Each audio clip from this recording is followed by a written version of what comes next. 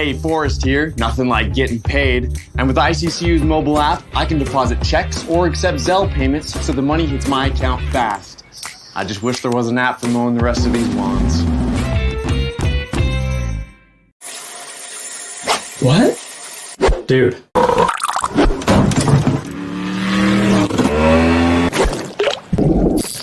Fish on.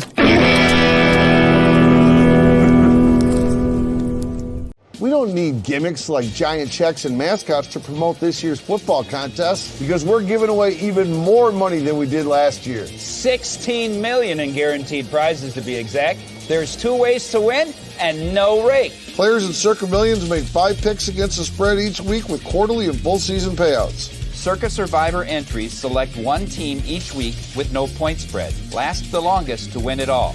Visit circasports.com for details.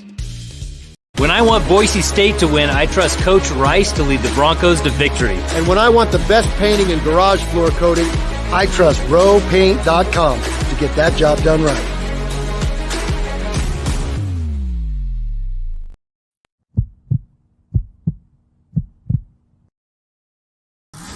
This is Bronco Nation News Live. The best interviews, the most informed opinions, the latest breaking news, all from the top Boise State insiders. Today's broadcast is coming from the Cutwater Spirits Canned Cocktail Studios. Check out one of their more than 30 flavors of pre-mixed premium cocktails at your local gas station or grocery store. Cutwater Canned Cocktails is perfect for your next game day tailgate party. Now, here's 4-time NSMA Idaho Sports Writer of the Year, BJ Rains, with another edition of Bronco Nation News Live. Hey, how we doing, Boise State fans? Happy Monday to you. Bronco Nation News Live here at BroncoNationNews.com. Yes, final couple days here back in my parents' basement, blogging like the best of them here in St. Louis, Missouri. So back here in Papa Rains' office, and we'll be doing the show today and tomorrow from here, and then heading back to Boise as we get set for football season, which starts a week from Wednesday. Week from right now, we'll be getting ready for the press conferences and getting you set and the players report, and then you got the first practice a week from Wednesday. So going to talk football this week a lot. Going to talk basketball as well and kind of mix these two together here before we dive in 100% all football next week with practice starting. We're doing our Mountain West basketball series, so we are going to talk to Kevin Krueger, the UNLV coach today. We got Nico Medved, Steve Alford, all those coaches still to come this week. So every day this week, we will talk to a Mountain West basketball coach as we continue our summer series looking at Mountain West basketball. We're also going to, this week, talk football in terms of our 5 most important players, to the football team all week, starting with number 5 today. Mike Prater is going to join me in just a couple of minutes, and we'll dive into Malachi Nelson, who is our number 5 player today, and his importance to the CFP bid that Boise State is trying to make here in 2024. But first, man, as It's Keaton says, tough showing for Abu and TBT Sheese. Tough one last night. We've been following this journey for the last 2 months or so, having the players on each week as we were announcing the roster, and we were out there all last week at the practice and the scrimmage and the Bronco Legends Classic last Wednesday. And man, it was fun to watch. They got the win in the first game. They beat the Enchantment. They take down the New Mexico alumni team. Really nice performance. They get their first ever win in the TBT tournament. But last night, a tough one there. I mean, shout out to Justinian Jessup, 24 points for him. You had 16 points for Thomas Broplay, Abu Kijab with 12, Najee Smith, Derek Marks with 10 each. But I didn't get much of anything from the bench. And that Elam ending, they had the lead. They were up, I think, 76-73 at one point. The target score was 79, and they just couldn't get a shot to fall. I think they missed their last 9 shots from the field. They kind of knew they needed a 3 to win it, and were just jacking up some threes and not all great shots. Justinian Jessup had a wide open one that would have won them the game. Couldn't get it to fall. And again, just a tough one. I think they went 0 for 7 from 3. 0 for 2 from 2, and even missed 2 free throws. So literally the last 11 shots they took late just couldn't get one to fall. Even the wide open layup that I think Thomas Broplay had didn't get it to go as well. And if you don't think the crowd doesn't make a difference, I mean, they had a nice crowd there in Houston for the Houston Regional, and I thought Houston certainly got the whistle there in terms of some of the calls. Seemed like they were in the bonus pretty much the entire time. So I know the goal is to host this tournament in Boise next year, and that would be awesome if they could pull it off, host the regional in Boise. And they had over 700 fans at Bora High School. They're supporting the team on Wednesday night at the Bronco Legends Classic. And I think that certainly if they could pull it off and get it in Boise and get some fans in the stands, that might make a difference, because I really thought Houston had the crowd behind them. They had the officials on their side. I just thought it was a tough one there for Boise State. But again, Houston had Kelvin Sampson working the refs and directing players. Yeah, he was essentially coaching on the sidelines there. That was I did notice that a couple of times. But yeah, a couple free throws that were big misses, I think, from Bro Play. Again, they had a couple layups they missed, and then 7 threes. They had 7 chances to win the game once they got to 76 points, and they just got a little too happy with the 3. I mean, it's hindsight's 2020. They probably should have tried to work it inside, keep the normal offense going, and get a 2, and then you only need another 2. But you need 2 2s or 1 3, and what's easier and quicker to happen? And they took 7 3-point attempts. Missed all 7 of them and just couldn't get it done. But I thought Justinian Jessup, again, he had 24 points in this one, 16 for Bro Play, as I said, Key Jab 12, and then Marks and Najee Smith for 10. So really tough loss for once a Bronco. But again, I thought the foundation was set. James Reed did a tremendous, outstanding job with this thing, getting it going again. And hopefully they can make this a yearly thing. Hopefully they can make the Bronco Legends Classic a yearly thing. And that would be really, really cool. And so tough loss. I mean, they were, essentially already, pretty much almost, they were just so close to the Sweet 16. I mean, they were right there, just needed one more shot. And Max says the refs were miserable bailing out Houston at the end, but our shooting just disappeared. Yeah, that's what it came down to. Couldn't make a shot. 0 for 9 to end the game from the field when they needed essentially 1 3-pointer, which would have got them to 79 and won the game. So, tough one for once a Bronco, but as I said, hopefully the foundation has been laid. Hopefully they are, in a spot where they can make this a yearly thing and host it in Boise next week. That would certainly be, or next year. That would certainly be really, really cool if they could do that. So James Reed, I mean, it was a ton of work that James Reed put into this. He worked really, really hard to get this thing going. And if you were a Boise State basketball fan, I know football season's coming. I know 99.9% of you, all you care about is football, day and night. But for the diehard basketball fans out there, and if you've been following this program for the last decade or so, to be able to watch a game last night and get invested in it and have Derek Marks and, Najee Smith and, Justinian Jessup and Thomas Bro Play and Max Rice and all these guys out there on the court, Marcus Shaver Jr., if you were a diehard basketball fan, that had to be pretty cool. And so, yes, they lost, but at least they won on Friday. They're able to extend it to Sunday. You got to have a little bit of a sweat in the summer watching Boise State basketball and yelling at your computer and getting excited. And I just thought it was a really cool thing. I thought it was kind of, I guess, not surprising. I mean, here's AP saying sounds familiar. I mean, it's I saw a lot of that on my Twitter feed, fans taking shots at Leon and the current staff and, Boise State basketball, some things never change and all that. And it's just, it is what it is. Some people are going to troll no matter what. And some people, call themselves quote unquote fans that just wait for something to go wrong so they can rip it. We're used to it by now. And they had their chance in the summer as well to jump on board. So Sky says it was cool. Thanks for the coverage. And so, we had a lot of fun. It was really cool following their journey. And again, did it go the way they wanted to? No, but they won a game. First time they've ever won a game in the TBT. They won a game. They got to the second round. They were right on the cusp of the Sweet 16. And so if you're a Boise State basketball fan, a diehard fan, which I know there are some of you out there, that had to just be really cool to be rooting at your TV and having a sweat here in July for a meaningful basketball game. So it was cool. At least they got that first win. Congrats to James Reed and company for getting off the schneid, getting their first win in the TBT. And then now they can, like I said, turn their attention to hopefully host the regional in Boise next year at Extra Mile Arena. I think that'd be really cool if they could pull it off. And hopefully some of those guys that couldn't play or didn't want to play, the Anthony Drimmicks, the James Webbs, Chandler Hutchison, hopefully those guys saw how cool that was. And I need to be a part of that next year. Cause let's face it, they had a good roster.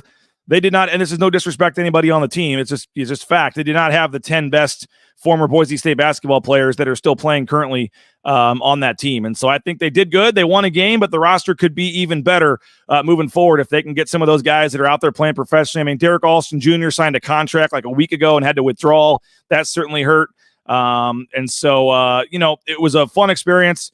Jordan says agree. BJ had a blast getting into it. Feel bad for the folks that can't enjoy sports unless their team is the champion.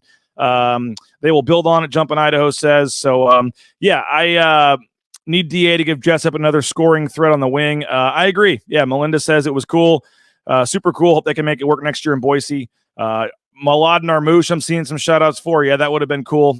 So the plan is for them to try to persuade, TBT. And there were no Western regionals, so I think they'd like to have one out west. Houston and Wichita were the closest ones, and so that'll be the goal next year again as they continue to expand this tournament. And I mean, the championship game is on regular Fox here next week or whatever. I mean, it's got a nice TV contract for it, and so we'll see what happens moving forward. But again, congrats to James Reed. Congrats to the program for getting that first win and building a foundation, getting a fan base behind them. As I said, making this a cool thing to do that I think fans are going to want to come to next year and look forward to, and I think the players are going to look forward to this. And this is going to become the cool thing to do, hopefully moving forward for Boise State basketball. So I know we're going to transition to football here for the rest of this show and for, the foreseeable future here in terms of, football coverage moving forward. But if you're a diehard basketball fan, that was pretty darn cool and hope you enjoyed it. And again, congrats to James Reed and company for what they are doing. We are going to get back to basketball at the end of the show. UNLV coach Kevin Krueger as we continue our Mountain West basketball series here talking to the coaches. And this is going to be a fun week. We still got UNLV, we got Colorado State, we got Nevada. We got some big-time teams that we have not aired their interviews yet. I think Utah State as well and Air Force are the 5 this week. So a lot of prominent coaches around the league. We're going to talk Mountain West basketball as we kind of weave in football and basketball this week and then go all football next week with the start of fall camp. Mike Prater going to join me in just a second, talk some football, talk Malachi Nelson. But first, Cutwater Spirits, more than 35 flavors of pre-mixed premium cocktails. Pick one up at your local gas station or grocery store. Cutwater Spirits, perfect for that next game day, a tailgate party. RowPaint.com is our title sponsor. Again, there would be no Bronco Nation news, folks, without Andy Rowe and RowPaint.com. So please support the sponsors. Make this all work. ROEPaint.com is the website.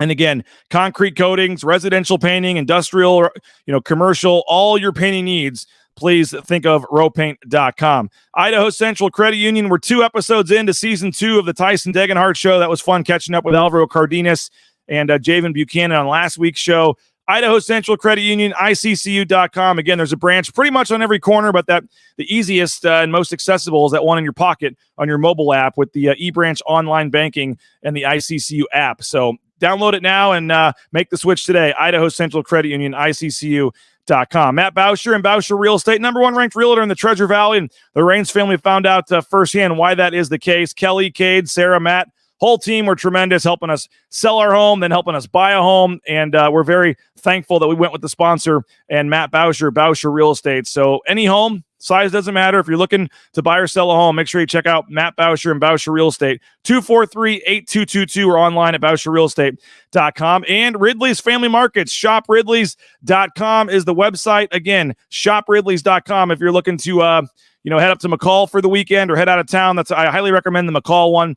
right there as you get into town. They've got the locations in the Magic Valley as well. So shopridleys.com. Check them out. We appreciate Mark Ridley and our friends at Ridley's Family Markets. All right, we're going to bring in our man, Mike Prater. There he is. Mike Prater, you had a vacation. You had all kinds of fun, and now you're back at it here getting ready for football season. How we doing, Mike? I'm doing well, BJ. How are you? It's always tough to come back on vacation on a Monday morning, but I know it's a good time between basketball and football, and I'm ready to go. I can only spend so many days in the mountains. I miss guys like you and Johnny and JP and Bob in the gang, so I'm ready to get after it. Let's go, bud. Now, I had my hat here today, and I was thinking of wearing it backwards, but I saw your tweet the other day. I'm not sure which direction you were going, if you were wanting to do it yourself or if you were ripping on people that happen to wear their hat backwards. I know myself, John Mallory, Jay Tuss, at times we all may still wear the hat backwards. What was the impetus of the post there?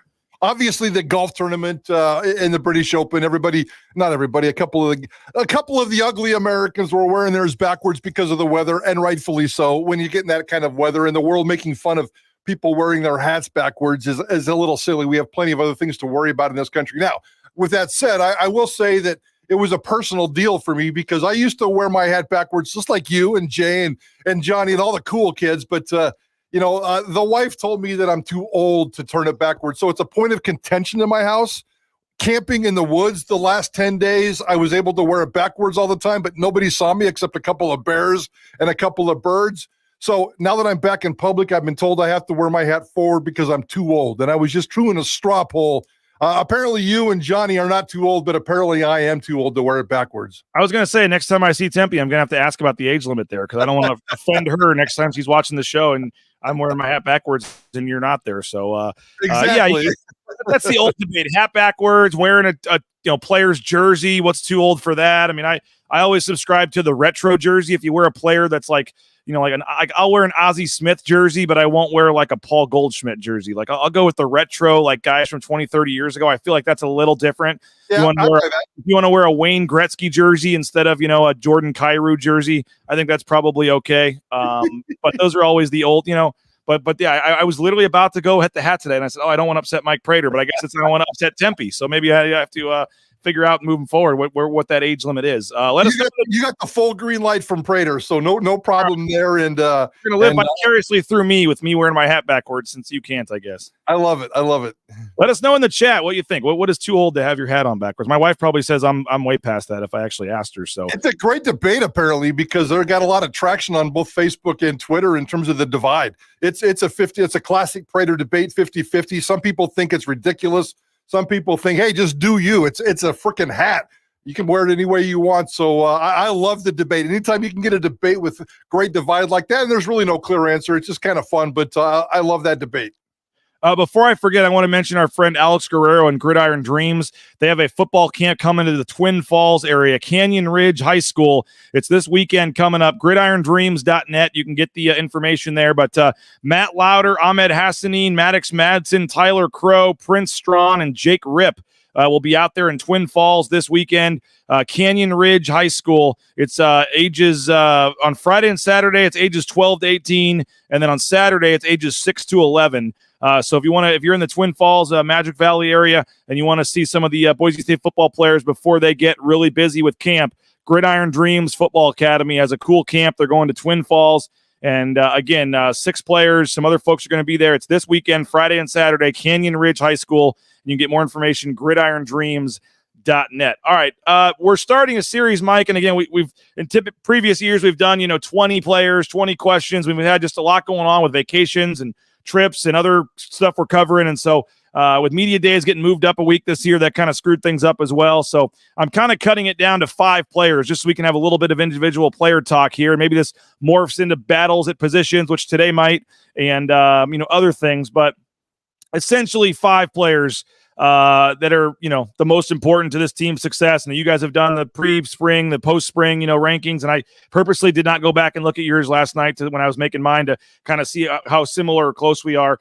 And today I've got Malachi Nelson at number 5, and I think you could argue that's too high because if something happens to him, you have Maddox Madsen, you've got 2 QBs there. It is maybe the QB position in general number 5. I will preface this, Mike, by saying I like Maddox Madsen. I think he's a solid player. If he had to be the quarterback or if he ends up being the quarterback, it's not the end of the world for this football team. But I think if Boise State wants to be in the CFP and they want to do some really big things this year, in my opinion, by the end of the year, Malachi Nelson needs to be the starter and needs to be the one that I think he has a better chance of a higher ceiling of getting them further, in my opinion, long-term. And tell me I'm crazy. I might be, but I think they'd be fine, especially early in the season if Maddox Madsen had to be the starter. But the higher ceiling, if they really want to make this national buzz and get to the CFP, in my opinion, that's got to be behind Malachi Nelson. I've got Malachi Nelson at number 5 on our most important players here. Ooh, yeah, well, let's debate this one. I'm not sure I believe any of that. I do believe that the ceiling is definitely higher for Malachi Nelson. Absolutely 100%. There's not even a debate there. The ceiling is higher. And ultimately, we're going to have to see that ceiling over these next 4 to 6 weeks. I'm not putting Malachi Nelson in my top 5, and he's not anywhere near as important as Maddox Madsen is as we sit here today. I can't wait for this fall camp and wait to see how it develops. But here's my theory on this. Malachi Nelson came here for a 2-year deal, and Malachi Nelson hasn't played significant football in more than 2 years. And Malachi Nelson, is still struggling. Not struggling. That's not fair. We saw his transition in spring camp. I have no idea what he's been doing in the summer. I'm sure he's getting more acclimated and feeling better about this. But if we're talking about it right now, today, to me, Maddox Madsen is way more important than Malachi Nelson. I think Maddox Madsen, here's what I think is going to be one of the great debates in fall camp, if this is still kind of a 50-50 deal. Who can beat Georgia Southern on any given Saturday? And we asked Spencer Danielson that question at Media Days in Las Vegas in terms of what if Malachi Nelson's not ready? What if he's still the big picture guy, but on that particular week, he's still not ready in the eyes of Dirk Cutter, that Maddox Madsen is the better player, has more command of this offense for one weekend. We can't lose our patience. I'm one of the most impatient guys out there. I get in trouble for my lack of patience all the time, but I think we need to be patient with Malachi Nelson. Does that mean overly cautious? No. And Dirk Cutter will not be. He's going to push the buttons pretty hard on this deal. And maybe by the opener, Malachi Nelson is the quarterback. We'll see how that plays out. But I think it's more of a process over a couple of weeks, a couple of games. And I think Maddox Madsen can beat Georgia Southern better than I think Malachi Nelson can as he continues this transition. So where that line is in terms of all of a sudden Malachi becomes more important than Maddox, I don't know. Is it going to be week 1, week 5, 2026? I have no idea what the deal is, but I think Maddox Madsen sitting here today is way more important than Malachi Nelson. You're not allowed to disagree with the guy writing your paycheck, are you, Mike Prater? Come on. But no, I did say the ceiling part, and I agree with the ceiling. Absolutely. 100% agree with the ceiling, but I'm looking more short term, and I'm looking like a coach. I'm looking in the eyes of a coach. Who can best beat Georgia Southern on one Saturday afternoon to kick off this season? And right now I'm picking Maddox Madsen. And I don't disagree with you on that. Actually, every day, I think we all do this, but every day I literally wake up and have a different feel of which one's 51, which one's 49, who's going to start the opener. And right now, as we sit here, Mike Prater, if I had to go down to Circa, which I'm going back down for the contest weekend in a couple weeks, nice. if I had to lay something down right now, I would say Maddox Madsen starts against Georgia Southern. Like I do. I think Maddox Madsen right now slightly over. And again, I've thought Nelson last week. I'll go back and forth, but right now I think I see a scenario where Maddox Madsen does start the season, but long term, later in the season, to get to the CFP, the higher ceiling, who can take this team further long term by the time the season's over, I believe that's Malachi Nelson. I believe at some point they're going to turn to Malachi Nelson, and he is going to become the quarterback of this team, whether it's week 3 or week 5, or if it's in the second half of the Georgia Southern game. I don't know when it's going to happen. Maybe it's from week 1 right away. But at some point, Malachi Nelson will become the starter of this team, and they're going to need him to lead them to a CFP bid if they want to get there in a Mountain West championship. And so that's why I guess you could have just put the quarterback position in general, but I've got long-term success, the ceiling, who can take this team further, in my opinion. And again, nothing against Maddox Madsen. I think if he had to be the quarterback every game this year, can they win the Mountain West? Yes. Can they contend for a CFP? Yes. But who, in my mind, I think right now, and just, someone mentioned the appeal of the, I don't know if I can find it here, but the notoriety, as far as CFP ramifications go, I feel the notoriety of a 5-star quarterback will be needed. I'm not sure how that plays into it. But I do, I don't know. I just have a feeling that Malachi Nelson's going to play into this at some point here, and he is going to be super important and probably end up having a more important role than Maddox Madsen by the time it's all said and done. Yeah, and I'm going to agree with that. So we're kind of we're kind of on the same page, but also kind of disagreeing a little bit. I 1,000% agree with you. At one point, he is going to have to be the guy and the alpha male quarterback on this football team in the CFP dreams. I say that Maddox Madsen can best beat Georgia Southern. I'm not sure Maddox Madsen can take Boise State over a course of an entire season to the CFP. So, yeah, right. That transition is going to have to take place. There's no doubt about that. And Dirk Cutter's going to have to get into the emotions of these guys and the quarterback battle of these guys and deal with that transition. And nobody's better at handling that. He's got a great gut instinct, and he's going to be able to kind of figure that out in terms of what he wants. I trust Dirk Cutter to make that happen. So I can't wait to see what that happens, but it's just a matter of winning that first game, going to Oregon. I mean, come on, Malachi Nelson, again, hasn't played football for 3 years or whatever it is, and telling him to go on this brand new football team. He's going to have one hell of a camp, and then he's going to have to go off and just shock the world against Georgia Southern to give us that confident feeling going into the Oregon game. Now, you said that the notoriety, Malachi Nelson, the notoriety is going to help Boise State. A fan into the said CFP. that, not me. No, a fan said that. And the notoriety part, I'm fascinated by the notoriety part of this.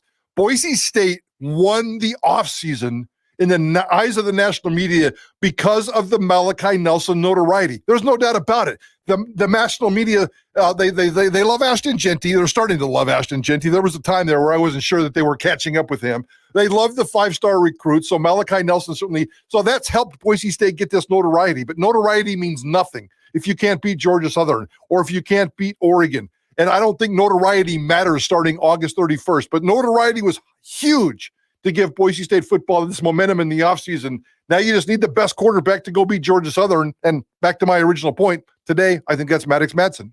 And I don't disagree with you right now. If you say who gives you the best chance to beat Georgia Southern, I probably would agree right now. I'm also jaded a little bit, Mike, on the end of spring and the spring game and what I saw from Malachi Nelson. Again, the first spring practice, we were out there. He was dropping snaps. He was throwing interceptions where there was nobody within 30 yards of him.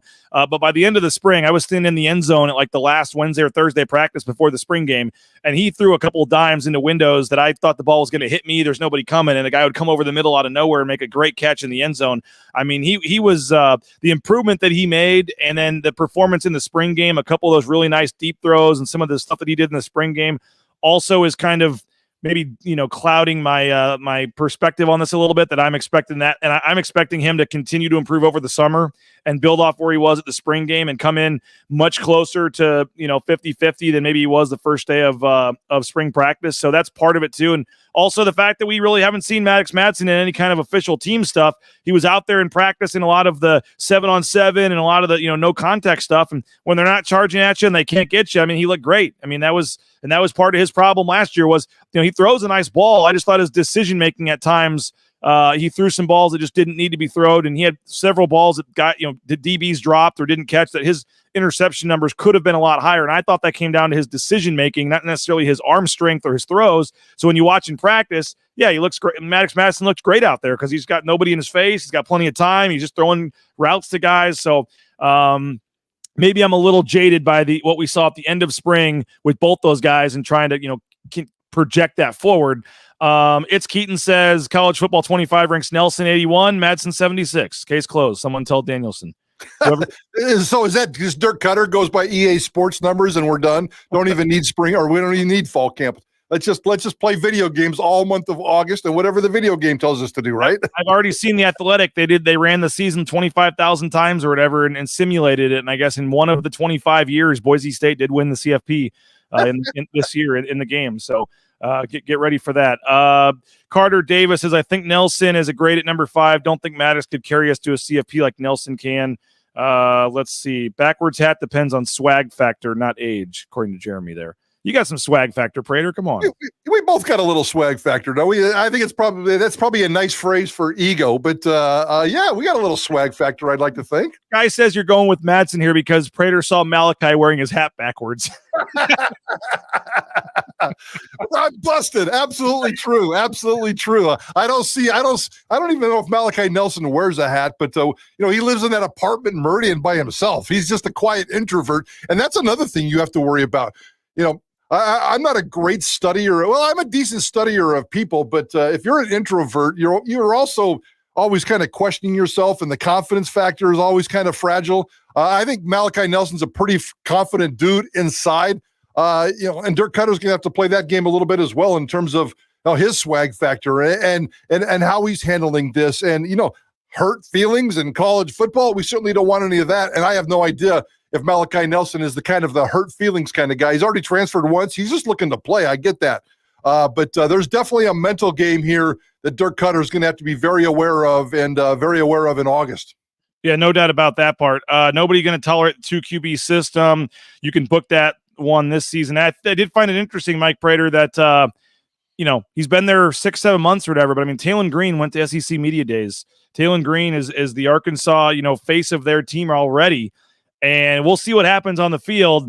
But he apparently wasn't good enough to be the main quarterback at Boise State, but he's already in 7 months enough to be the face of Arkansas's football team. Yeah, I'm going to be skeptical on that one. And I know you've always been a Taylor Green fan, mostly because of the way he was treated last year. And I firmly believe that. You're spot on. The way he was treated, jerked around, that was unprofessional and stupid.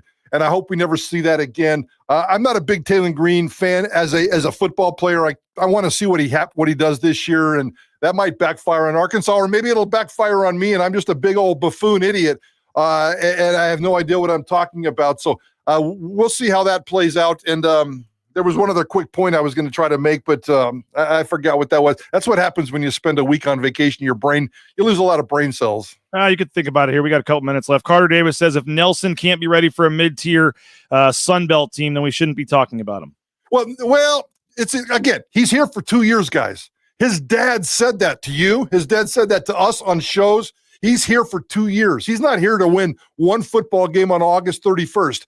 Somebody said also, the point I was going to try to make was somebody said, no 2 QB system at all this year. And we all agree. We're all tired of that. And just the thought of that makes me want to vomit right now. But what if Maddox Madsen is the starter on opening day, and what we just talked about for the first time actually comes to fruition, and we're smart and we know what we're talking about, and whether it's week 2 or week 3 or week 4, here comes Malachi, and here comes that transition. Will it be a clean transition? What if Malachi goes into Oregon and all of us, what if he has a great game against Georgia Southern, and then he goes into Oregon and throws 5 interceptions? Because that's what happens when you go to Oregon sometimes. Is there a back door? Do we have to worry about Maddox Madsen coming in? Does that transition period look clean? Does it look gray? Does it look ugly?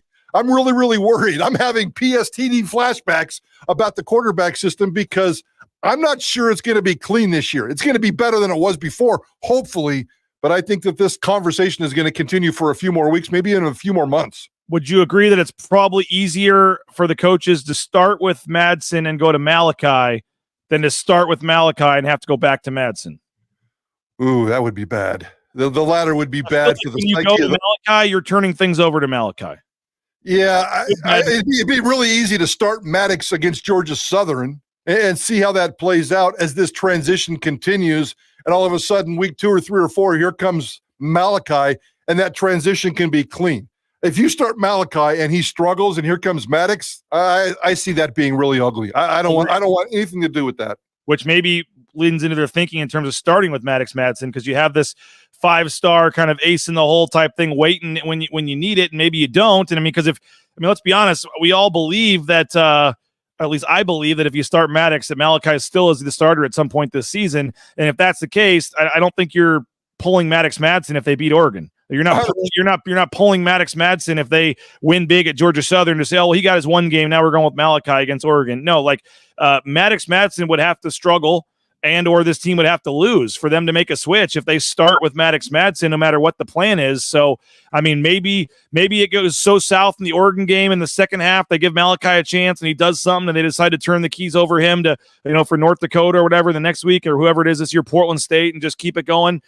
Maybe that's a scenario I could certainly see happening. They win the Georgia Southern game. Everyone's feeling good about Maddox Madsen, and then he struggles against Oregon. They switch halfway, give Malachi some experience, and then turn it over to Malachi for week 3. I could certainly see that happening. Yeah, no, I can too. I can too. So, again, this will all be cleaned up in August, and I don't think it's going to be 50-50. I think we're going to have a pretty good idea. And if the progression of Malachi Nelson continues, we saw that in the second half of spring camp. We certainly saw that in the spring game. Haven't seen squat this summer. Nobody's even talking about anybody doing anything this summer. So if that progression continues, if he shows up at fall camp and impresses us on the first day and just keeps grinding and continuing to get better, then Dirk Cutter is going to start Malachi Nelson, and Maddox Madsen is going to sit on the bench the entire season. And that's what the fans want. There's no doubt that the fans like the sexy new toy.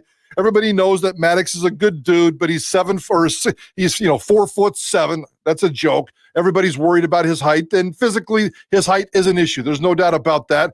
I'm more concerned, as you said, about his decision-making that has nothing to do with height. His decision-making, to me, is the poor thing that he needs to get better at. But hopefully he got better over the last season, too, just like Malachi Nelson is trying to get better. Maddox Madsen can get better and be a better improved quarterback just like anybody else can. I will stand by the fact, and I think you agreed, but I just feel like from a coaching perspective, it's much easier to start. Once you go to Malachi, I feel like you're kind of stuck with Malachi. You don't want to go back and forth, and I don't. So if you start Malachi and say he's our best chance, I really think you're rolling with him. I don't think all of a sudden week 2 you can bench him for Madsen if it doesn't go well at Oregon. I feel like the other way around, if you start Madsen, you can go to Malachi midway through the season or whatever and turn it over to him, and that's just an easier transition, I think, from a coaching perspective to pull that off. Clint says Madsen is more important at this point, more pressure to be good if Nelson at this point from where we were at. Let's see. It's experience versus hype. It's up to Malachi to live up to the hype. He's not 5-star by chance. Cutter is smart. Let's not play the 2 QB there. Maddox is an amazing player, made some huge throws. Glad I don't have to make that decision. Good luck, Cutter. Let's see. Scott says Madsen is the easy pick since he knows the playbook better. Malachi will continue to improve, but at the end of the season, we will need Malachi. Let's see. My guess is Madsen starts. Malachi will see playing time as well in the second half. Maybe we'll see what the score is.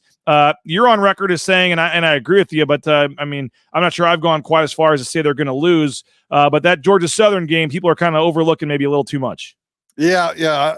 And I haven't predicted it, but I've certainly talked about it, and people think it's a prediction. But, I've talked about the possibility, as we all have. And I don't care how much of a fan you are, you've got to look at the possibility of an 0-2 start. Georgia Southern is not a freebie. This is a football team, Boise State, that still has issues, and this isn't Boise State of old, so we'll see how it plays out. Certainly Clay Helton's doing some nice things with that team down there. If everything goes according to plan, Boise State should win this football game by a touchdown or more, according to the boys in Vegas, but there is no guarantees whatsoever, so we'll see how it plays out. The Oregon game, I think that is going to be a loss as we sit here right now.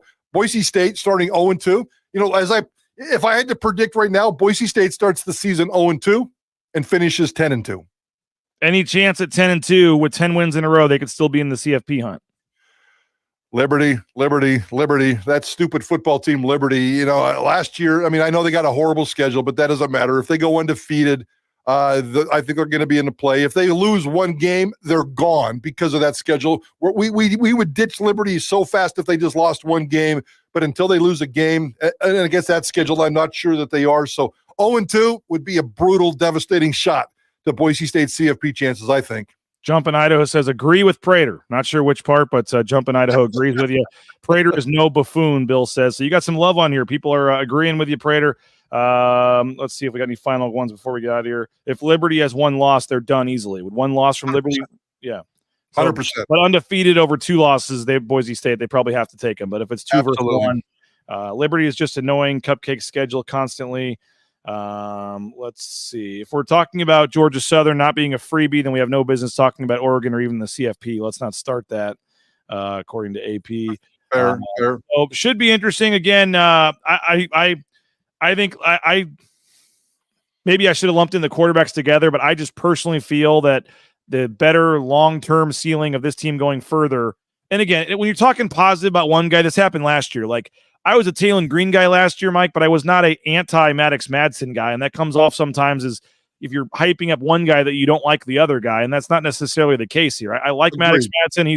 He's a solid player. Can they win a Mountain West championship with him? Yes. I think a lot of teams in the Mountain West would probably love to have a Maddox Madsen on their roster. So it's nothing negative against Maddox Madsen if he or his family is watching or whoever it gets back to these guys.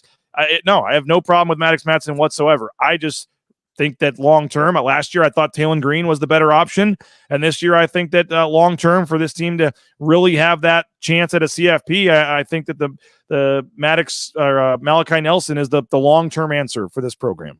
Yep, I can't dispute that. So I think at the end of the day, we're all on the same page when it comes to like November, December, maybe even October if things can get smoothed out before then. But starting August 5th, all the way into that first couple of weeks of the season, getting through that first 2-game grind, there's a lot of mystery. There's a lot of gray, and I cannot wait to see how it plays out. That's why we play these football seasons, and it's really exciting. It's really exciting to go on vacation. It's really exciting to come back and have these storylines right in front of you. Next Monday, a week from today, we're going to interview all these coaches. I cannot wait to talk to Dirk Cutter about, in terms of the summer and how this progressed and how this football team, and this quarterback battle progressed. I don't know if it advanced at all in the summertime. The 7-on-7s, the player versus player stuff, the decks, all that kind of stuff. I'm very curious about the body language and what coaches felt like coming away with Maddox Madsen and Malachi Nelson. And then when we see him out on the field for the first time at fall camp, I cannot wait to see how this shakes out. Oh, it should be a lot of fun. Looking forward to that. Going to transition, Mike, back to basketball. I know you guys 3 to 6 today, Idaho Sports Talk. I know you'll have plenty of football talk, a lot of stuff getting ready. And how about they just announced, sure you'll mention it today, but LeBron James getting to carry the USA flag. That's pretty cool. I like it. I probably would have picked Simone Biles because she represents more of the Olympic field to me, but I certainly understand LeBron. I believe, and I'll go back and check, this is a vote of peers, and if the peers voted that they wanted LeBron James to lead them into the opening ceremony on Friday night, that's pretty cool. By the way, the opening ceremony Friday night, I know it's going to be kind of weird. There's a couple of Boise area high school kids, athletes, that are going to be in this thing, but the opening ceremony on Friday night from Paris, the athletes will not be walking around a track like they always have in the past. They're actually going to be floating down a river. So LeBron James, Titanic style, will be floating down the river at the front of the boat, waving an American flag, and I cannot wait to see that kind of crazy nonsense. Yeah, first basketball player, I believe, for Team USA to lead him in with the flag. So that is pretty cool, and what could be probably his last Olympics that he gets. That's a cool honor for him. So I know you guys will be all over that and everything else going on in the world of sports today. 3 to 6 with Prater and Johnny and the whole crew there, JP, Bob. So I'm going to get to my Kevin Krueger interview, Prater, but I will let you roll. Appreciate you as always for joining us, and look forward to doing it again here soon. Can't wait till next Monday. Quarterback battle. Woo! Sounds like a column. Get to work, Mike Prater. I'll do it. Thanks, bud. All right, there he is, Mike Prater. Appreciate him for joining us again. We're going to hear from Kevin Krueger. Don't go anywhere. Head coach at UNLV here in just a second as we continue our basketball series. That's good stuff from Kevin talking UNLV basketball. Lithia Ford of Boise. Check them out, lithiafordboise.com. Their anniversary sale. A lot of great stuff going on at Lithia Ford of Boise. And again, you can do what the Raines family did. We went and online, lithiafordboise.com, found a couple that we liked, did all the research, went in, we're ready to test drive them, saw it in the lot, oh, there it is, and we were on our way a lot sooner probably than you maybe if you just show up. So do your research ahead of time, lithiafordboise.com, and please consider our sponsor, Lithia Ford of Boise, for your next car or truck purchase. And again, throw it out on social media, man. When you buy the vehicle, post a picture, let us know that the advertising worked like our friend Robbie Robinson did, and we really appreciate that. But again, check them out, lithiafordboise.com. Taco Bell, I saw Stan Nicolason at the Bronco Legends Classic game last week. TacoBellWorks.com is the website, TacoBellWorks.com. You can get more information on the SON Management Group, the Nicolason family, and everything they're doing in the community. So TacoBellWorks.com. Check them out, SON Management Group, the Nicolason family, Taco Bell, TacoBellWorks.com. And they got great food, and they're also hiring too. So check them out, TacoBellWorks.com. The Blue and Orange Store, Travis Hawks and Company, we appreciate them. BlueandOrangeStore.com. Check them out, the BlueandOrangeStore.com for all your Boise State gear and apparel, and you can check it out there online, the BlueandOrangeStore.com, right there on the second floor of the Boise Town Square Mall next to Pro Image. Transportation Compliance Service, TranscomService.com. Check them out as well if you're looking for a job, getting into the trucking industry, maybe thinking about it. All the permits and things you need, they can help you out. Transportation Compliance Service. Hey, you looking to go down to Vegas with us in a couple of weeks? We're about a month away. We'd love to have you join us. We're entering the contest. They got some open bar events with the owner. There's a pool party with free booze all day out at the pool at Stadium Swim. It's week 0. So there's some college football games to bet on and watch on Saturday. And the offer still stands. You come on down, as the Draper family are, as Connor Johnstone are. We will, as some others are, we will buy you a steak dinner at Barry's. So come on down. You get a discounted hotel room. You get to go hang out and have a nice meal. And you get to enter these contests and win some real cash potentially at Circa. So it's all legal using our proxy, Tom Carroll, VegasFootballProxy.com. You just have to sign up in Vegas or have us sign you up in Vegas. And then you can make your picks each week in Idaho or anywhere in the world using our proxy, Tom Carroll. So more information to come. And again, we appreciate our friends out at Vegas Football Proxy and, of course, at Circa Resort and Casino. All right, Bronco Nation news. We're back. We're talking Mountain West basketball. We're having fun catching up with the coaches around the league. And one of the more intriguing teams last year, heck of a run there late in the season, did some damage in the Mountain West and made a run in the NIT. UNLV, Coach Kevin Krueger joining us for a couple minutes. Coach, appreciate your time. How you doing? Doing well. How you doing? Doing great. Really appreciate your time and jumping on. And man, what a season last year, Coach. If you just had avoided 1 or 2 losses, you might have been in such a different position. Obviously want to spend 99% of this interview looking forward, but for you, as you tried to, process last year and use that to help you build the roster and things for this year, how do you look at, what you guys did and where you needed to improve and how you build off of that? No, I think you were 100% right. We had so many good wins. I believe we had 8 quad 1 wins, or 7 quad 1 and 8 against teams in the tournament. I mean, a lot of, if you just look at it from on only the positives, there were a lot of teams in the tournament that didn't. So we knew we were capable. We knew we were right there. But like you mentioned, just maybe 1 or 2 that just stubbed their toe a little bit and cost us. And I think just great experience for the guys, great experience for us as a group to understand how important each possession is and each game is. Because even that being said, being counted out multiple times and then being there at the end, I think should do nothing but give this group confidence that let's get off to a better start. Let's take care of ourselves. Let's do what we need to do to focus in early so that we can enter January and February maybe on the other side of like, hey, let's keep getting better. Let's keep focused and we're in, instead of like, hey, let's go on a run here and make things interesting.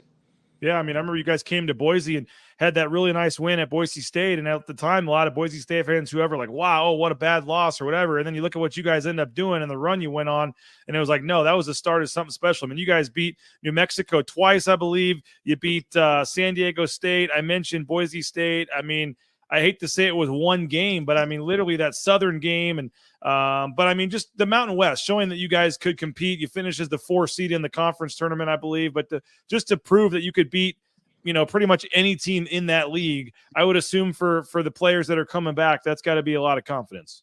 Oh, it is, no doubt. Like you said, I mean, we sent 6 teams and we finished 4th, and had a good record against the 6 teams that went above 500.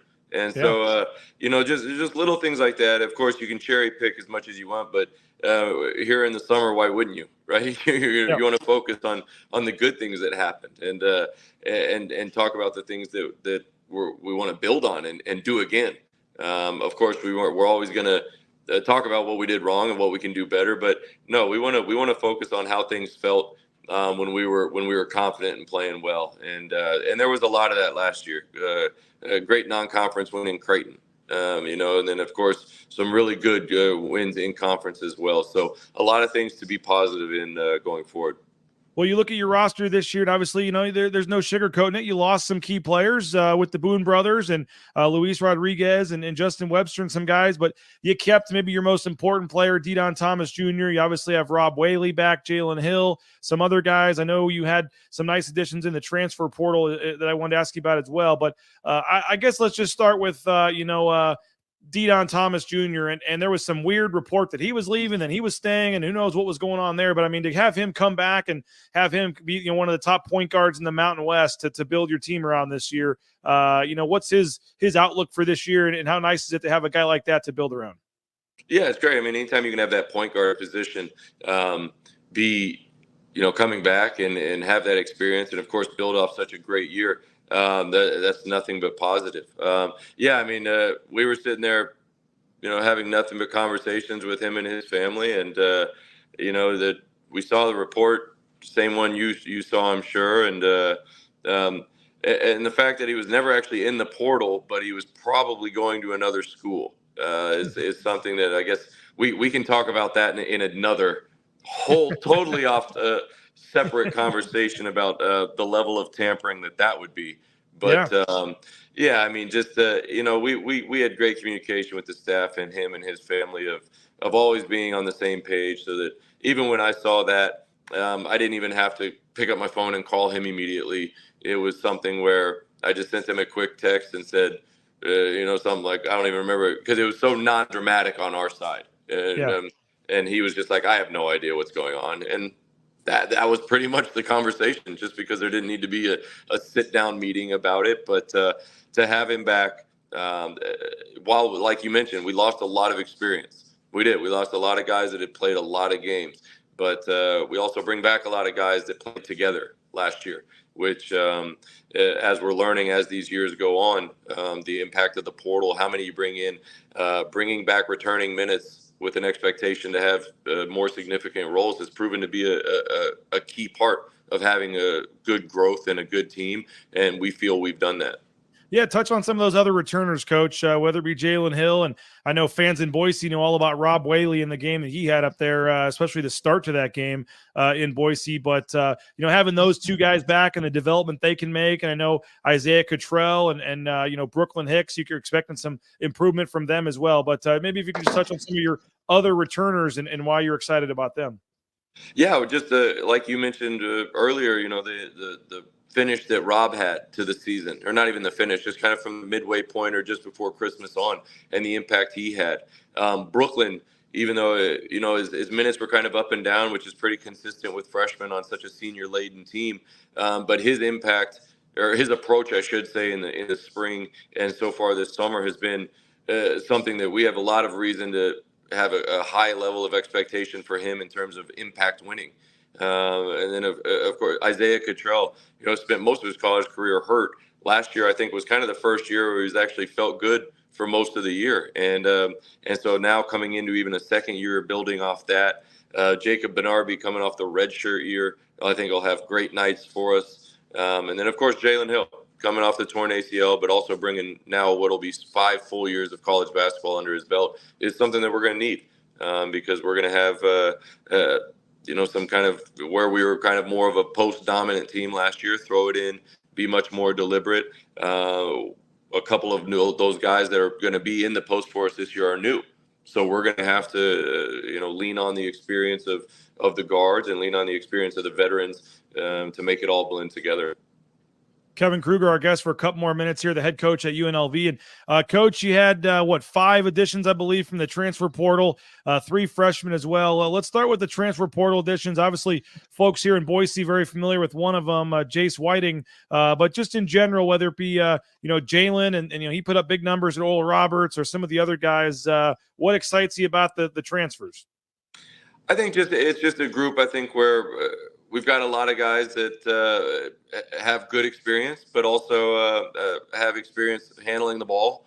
And when you talk about Jaden Henley coming from DePaul, even though he's 6'7", 210, he played a lot of point guard, handled the ball. So he's familiar with not only playing on the wing, but also the expectations of a point guard. So I think anytime you got a guy that plays multiple positions, there's a level of understanding of how things are supposed to go and what they're supposed to look like. Jalen Bedford scored it at a high level at Oral Roberts against some really good competition, especially early in the year.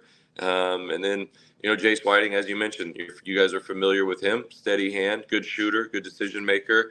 I think it's just when you look at our guard group as an entirety, you just see a lot of guys that can make plays for each other. A lot of guys that can get downhill and put pressure on the rim, and hopefully we can create a lot of advantages for each other and a lot of open looks.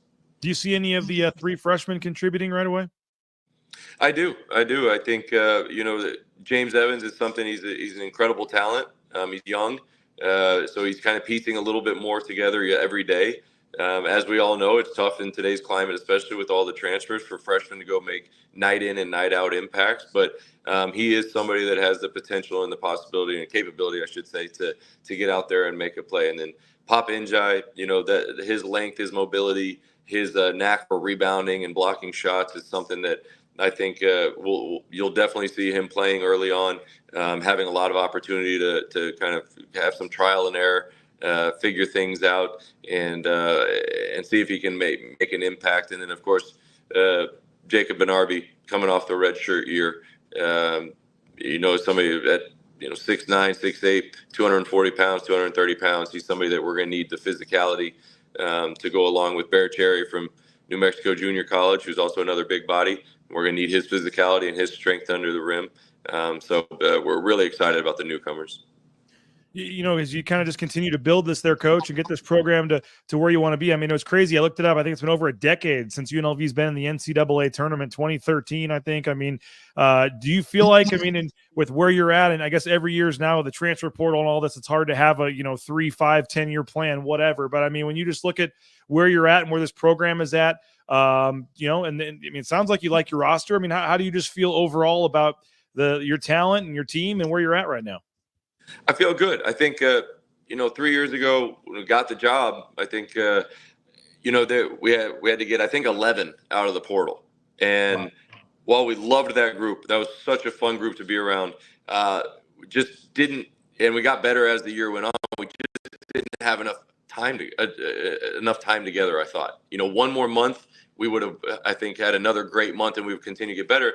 Unfortunately, when you bring 11 new guys together, it's tough. The second year we had 9, and then less and less. So I think for me personally, for this plan and this program, I think we've done what we wanted to do in that regard. We're bringing back a large bulk of our guys that played a lot of minutes. We're blending in guys from other programs that have had roles and expectations, but we're not bringing in anybody that's expected to kind of be the savior, if you will. And we're not bringing in 2 guys that we are expecting that. We're bringing in multiple guys that'll blend well with the returners so that they can all kind of make it work together. And yeah, to your point on UNLV, I mean, that was our first postseason appearance in 11 years, and that was our first postseason win, albeit not the NCAA tournament, in 16. And, wow. And so here in-house at UNLV, I think we understand how hard it is to get to the NCAA tournament. We understand how hard it is to work every single day, because at the end of the day, you only have, depending on the year, you have 35 teams, 40 teams in the country selected. But wearing that UNLV brand across your chest it's different. It's held to a different standard because of what was done here for so long, where getting to the tournament was an expectation and winning games in the tournament was an expectation. It feels like the last time or two I've been down there covering the Boise State game, the crowds have been bigger, more energetic, louder. I mean, how, as you're seeing Vegas turn into this, sports mecca of the world here, how have you seen UNLV try to get a piece of that pie in terms of the fans and the interest when you've got the Raiders and the Knights and everything, and baseball's coming, and who knows? But I mean, I think I see about every other day I'm seeing another neutral site game announced in Vegas with all these teams coming down to play. I mean, how have you guys tried to capitalize off of that, and how do you continue to get more fans and locals in the area, interested in coming out for UNLV basketball? Yeah, I think we just got to keep doing what we're doing. We're getting people to games, getting people to workouts and practices to see the guys, getting the guys out in the community. The one thing that's nice about being at UNLV in this city, in this community, is we're kind of the day one program. 60 years ago when UNLV started, there was no Raiders, there was no Knights, and while that excitement's great, we love all the sports that can be here, as many sports teams as possible. It only helps, I think, the entertainment and the sports buzz in the city. When you go back to everybody that's born and raised here, or they moved here when they were young kids, UNLV was also always a part of it. So we have that ability, I think, to continue to build the crowds, to continue to get guys to stay here. Come play at home. I think we have as many locals on our team as we've had in a long time. So just continuing to kind of build that reputation. And like I said, I think here in-house, we understand how hard of a job it is to get it going and get to that tournament every single year discussion and possibility. But it's one it's been fun working on. And I think we're getting there, and this year's group should have a good chance. Well, final thing for you, Coach, and appreciate your time. I know you don't know every roster and every player and every team in this league, but I mean, you mentioned 6 teams made the tournament last year and you guys finished 4th. How do you see the roster you have stacking up in this league, and what do you make of this league? Obviously lost a lot of good players, but there's a lot of good coaches that stayed and a lot of talented players still in this league. I don't know if it might be hard to replicate 6 teams again, but overall, just how do you feel about this league and where you guys kind of fit in that pecking order? Well, yeah, I mean, that's kind of, I don't want to get too long-winded, but because there's a lot of thoughts that go through my mind on that question. I've had great discussions with that, specifically with a lot of other coaches and media throughout the Southwest or the country.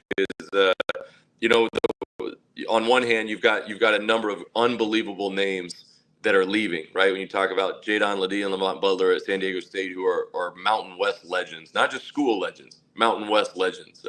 Obviously, Isaiah Stevens. I mean, you could make the argument he's the best Mountain West player ever. I mean, and not to, I don't want to leave people out, but you talk about Blackshear, Lucas, Max Rice, you go down the line. You can go down the line with every team, but I think, so we may not have necessarily the out of the gate respect and notoriety that we had last year, just because we don't have those household names. But I think when you look at the coaches in the conference, I mean, Steve Alford's going to be in the Hall of Fame. If I'm sure he's in a handful of them already. Coach Rice is going to be. I mean, you can go down the list. Coach Miles, what he's done at San Jose. It's just the one thing I know as an opposing coach is that you're going to go out and you're going to have your hands full every single night, regardless if it's a household name where that gets your guys' attention really quick, like a Isaiah Stevens, or it's somebody that, maybe two guys that get the same job done. You're going to have to give the same level of respect to each opponent every night.